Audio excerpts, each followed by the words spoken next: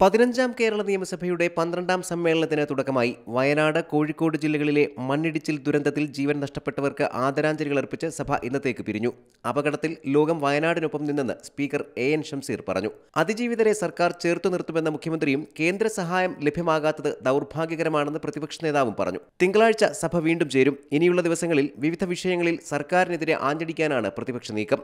ഇടതുമുന്നണിയുടെ parliamentary party യോഗം ഉച്ചയ്ക്ക് ശേഷം ചേരും. സഭയിൽ പ്രതിപക്ഷം ഉയർത്തുന്ന ആരോപണ ശരങ്ങളെ എങ്ങനെ തടുക്കണമെന്ന് തീരുമാനിക്കുകയാണ് മുഖ്യ അജണ്ട. PV അൻവർ, മുഖ്യമന്ത്രിയുടെ ഓഫീസുമായി ബന്ധപ്പെട്ട PR വിവാദം, അജിത് കുമാർ RSS ബന്ധം തുടങ്ങിയവയൊക്കെ പ്രതിപക്ഷം സഭയിൽ ഉയർത്തും.